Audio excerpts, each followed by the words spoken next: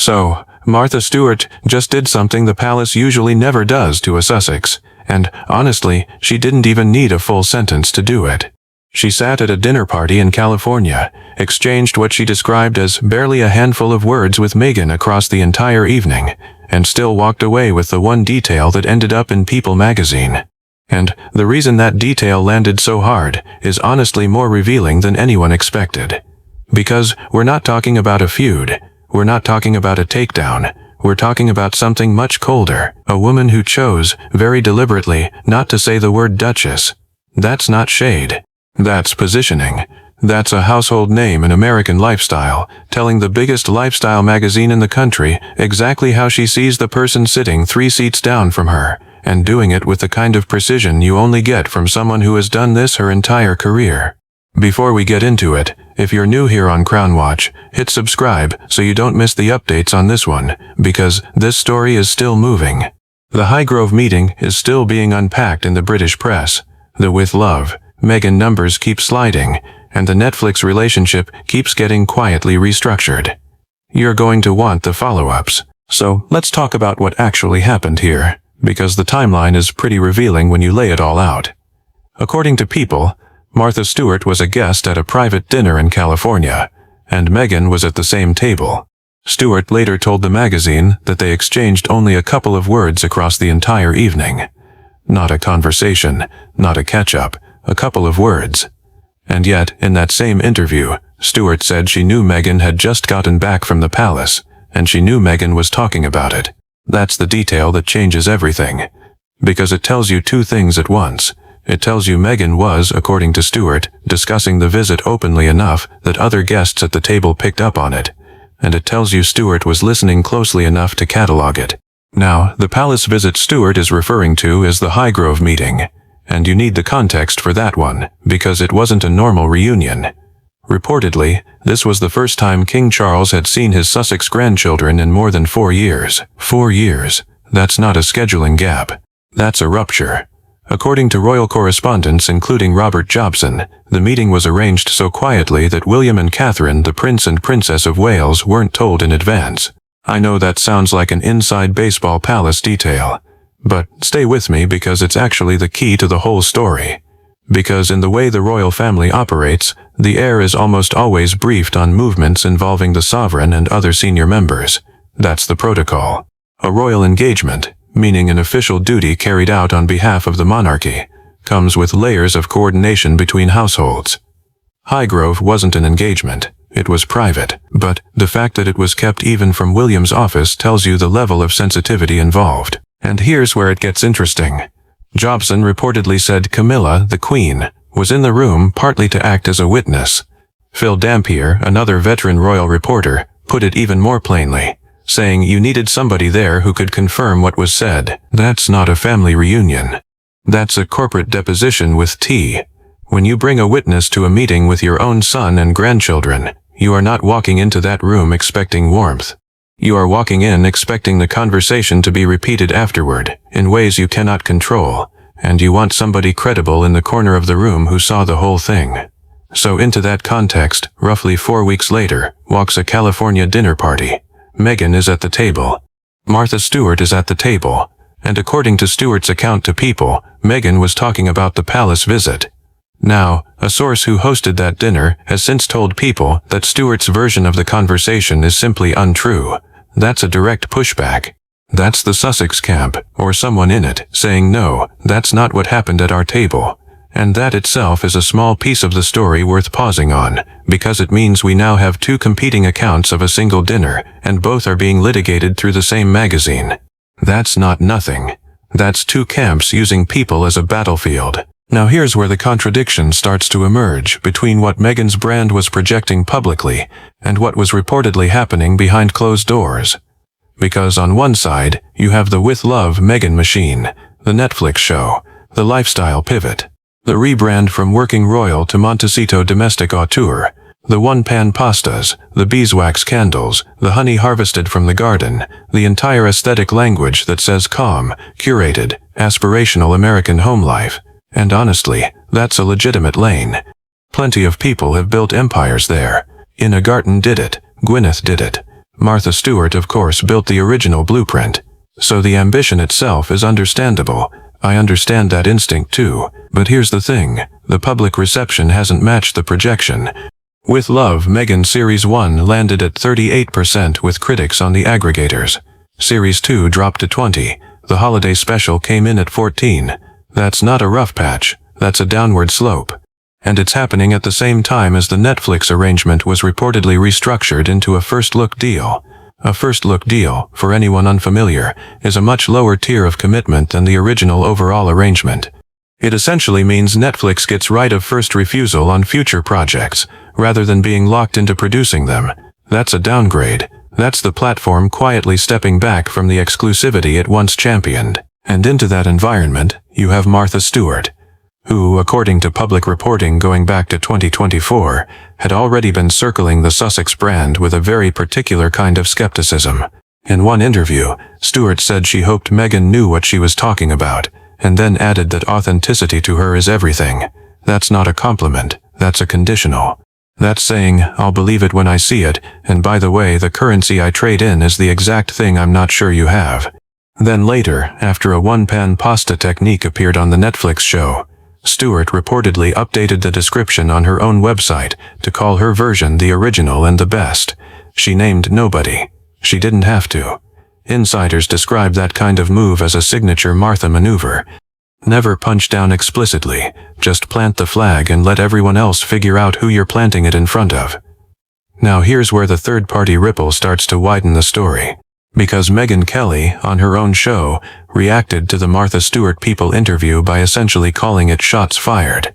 And when someone with Kelly's platform frames it that way, the framing itself becomes the story.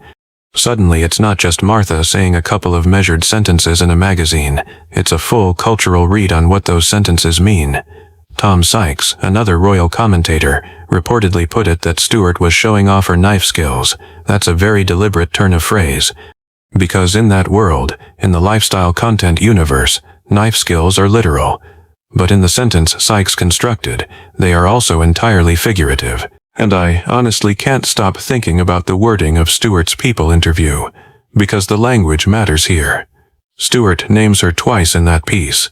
Both times it's Meghan Markle, not Duchess, not Meghan, the Duchess of Sussex, not Her Royal Highness, Meghan Markle, the maiden name. The pre-royal name, the name from Suits. If that's true, and if that phrasing was deliberate, then Stewart is doing something very specific. She's declining the honorific, quietly, without fanfare, without a single word of criticism attached. And in the etiquette-obsessed universe of royal coverage, declining the honorific is a sentence in itself. So why did Stewart do it that way? I mean, look, we don't know her internal reasoning, but we do know the pattern.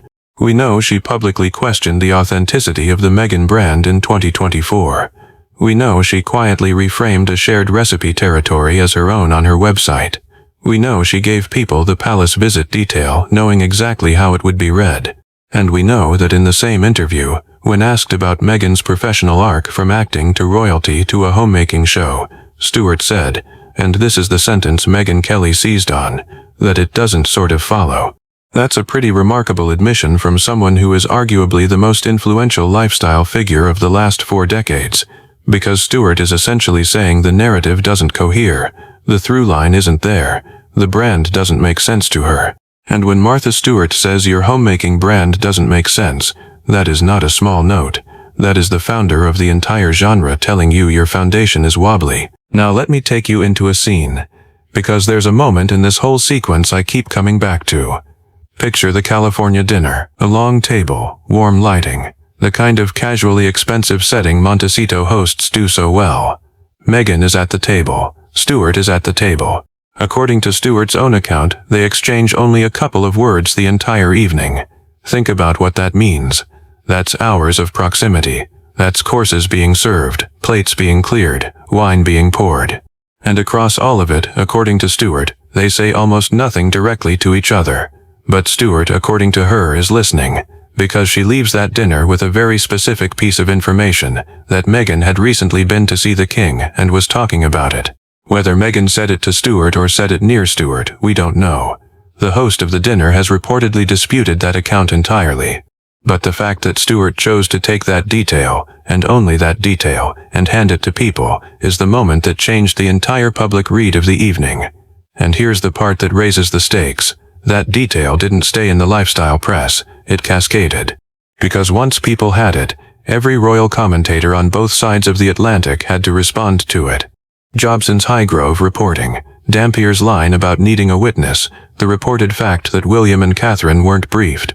All of it suddenly gets pulled back into the news cycle because Martha Stewart in California mentioned it at the top of a lifestyle interview. That's an extraordinary piece of leverage from someone who wasn't in the Highgrove room and doesn't work in the royal press. That's cultural power. That's what 40 years of brand building at the top of American domestic life gets you. You can move a royal news cycle with 3 sentences to a magazine. Now here's where the contradiction sharpens.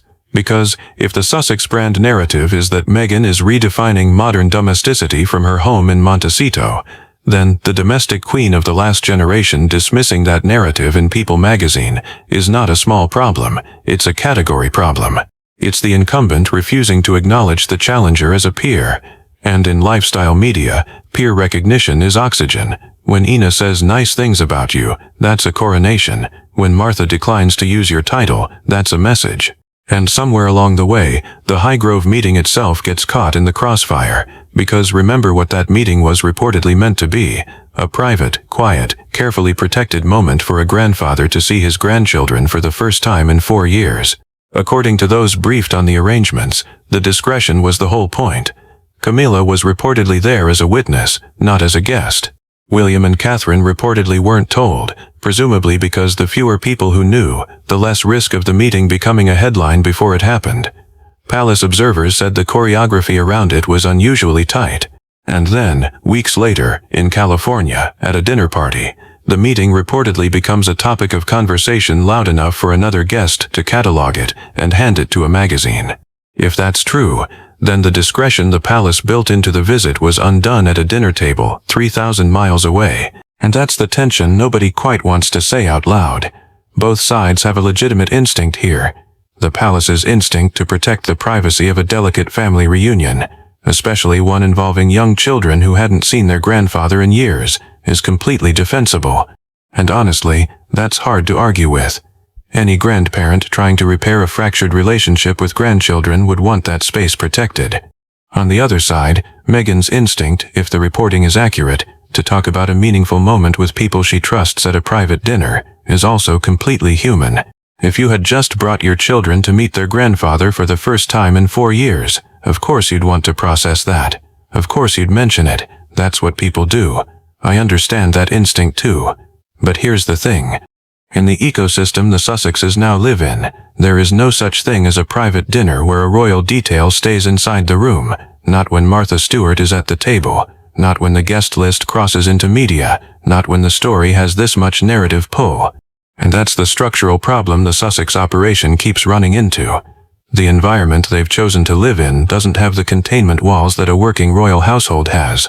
There's no principal private secretary vetting the guest list. There's no press office coordinating what leaves the room. There are just dinner parties. And dinner parties leak. Now let me walk you through the breaking point scene, because this is where the whole thing crystallizes. Imagine Stewart, back home after that California dinner, sitting down with a People writer. It's a routine promotional interview, ostensibly about her own work, her own ventures, her own next chapter. And at some point the topic of Meghan comes up. Stewart doesn't dodge it, she doesn't defer, she doesn't offer the polite non-answer that most public figures reach for. Instead, she calmly delivers 3 separate pieces of information: that she was at a dinner with Meghan, that they exchanged only a couple of words, that she knew Meghan had just come back from the palace and was talking about it. And then, in the same interview, she delivers the sentence about the professional arc not sort of following. She doesn't raise her voice, she doesn't lean forward. She doesn't need to, because the sentence itself is enough. That's a pretty remarkable admission from the most influential lifestyle figure in America, because what Stewart is doing in that interview is refusing the frame. She's refusing to treat with love Meghan as a serious entry in her own genre. She's refusing to grant the title. She's refusing to accept the narrative arc from actress to duchess to domestic brand as a coherent story. and she's doing it in People, which is arguably the friendliest publication in the country for the Sussex brand. That's the equivalent of the referee blowing the whistle on your own home field, and the ripple starts immediately. Meghan Kelly on air treats it as shots fired. Tom Sykes reaches for the knife skills line. Every royal commentator files a response piece. British tabloids and American entertainment outlets pick it up in parallel. The Highgrove meeting, which was supposed to be a private moment of family repair, gets pulled back into the news cycle, this time refracted through the lens of a California dinner and a Martha Stewart interview. The palace, which reportedly worked hard to keep the visit quiet, watches it become a talking point on morning television. Meanwhile, the numbers keep telling their own story. Series 1 of With Love, Meghan at 38%, Series 2 at 20%, the holiday special at 14%. The Netflix arrangement stepped down to a first-look deal. Those numbers are not a Martha Stewart problem. Those numbers were already there before Stewart said a word. But what Stewart did, arguably, is give the cultural moment a headline. She turned a slow slide into a story. She made the phrase Meghan Markle, without the Duchess attached, do a lot of work in a very small space. Lam Guiam Bang. Now, how did the public actually receive all of this? The reaction split, honestly, along the lines you'd expect. Older audiences, particularly those who grew up on Martha Stewart Living and the original Empire, reportedly viewed Stewart's comments as a considered elder in the genre calling out something she found inauthentic. To that demographic, Stewart's word carries the weight of decades. If she says the arc doesn't follow, they're inclined to agree. Younger demographics, particularly those sympathetic to Meghan, reportedly viewed the whole thing as an older lifestyle icon feeling territorial about a newer entrant. To that audience, the knife skills framing wasn't devastating. It was petty. And the Meghan Markle naming choice wasn't cold precision. It was disrespect. And both readings, honestly, can be true at once. That's the two truths problem the Sussex story keeps producing. Because Stewart can be defending a genre she built and skeptical of a newcomer she doesn't find persuasive, and also be doing something small and pointed with her word choices. Both can be real, both usually are. There's one small human detail from all of this I keep returning to. The description on Stewart's own website, updated after the One Pan Pasta episode aired, calling her version the original and the best, naming nobody. That's the whole Stewart method compressed into a sentence. Confident, curated, and quietly devastating. And it sits on that website now, a permanent little flag, visible to anyone who cares to look. That's the recurring symbol in this whole story. Not a folder, not a photograph. A line of copy on a website. A refusal in text to share the territory. This action, if you take the Stewart camp at its word, was reportedly taken to protect a brand, not to attack a person. That's the framing her defenders will use. She wasn't going after Meghan. She was defending a category she spent 40 years defining, and there's a version of that argument that holds together. But there's also a version where the distinction between defending a category and diminishing a person collapses when you're the founder of the category and you're doing it in People magazine. What this whole situation illuminates, honestly, is the gap between what a title can give you and what a title can't. Meghan has the Duchess of Sussex title. It's real. It's granted by letters patent. It's part of the constitutional architecture of the British monarchy. And yet, in an interview in a California-based magazine, an American icon can decide, silently, not to use it. And that decision travels further than any statement Buckingham Palace could release. Because titles work by consensus, they work when the culture agrees to use them. And when the culture starts, quietly, in ones and twos, at dinner parties, and in magazine interviews, to stop using them, something shifts. The Highgrove meeting was supposed to be about repair, a grandfather and grandchildren, a quiet room, a witness in the corner. A story the palace hoped would stay inside the family. 4 weeks later, at a dinner in California, that story reportedly walked out the door in a handbag and ended up on a newsstand, and the woman who carried it out didn't need to raise her voice. She just needed to say Meghan Markle twice and mean it both times. Before we wrap up, if you want to stay updated on royal family news as it develops, make sure to subscribe to Crown Watch so you never miss a story. Thanks for watching, and we'll see you in the next one.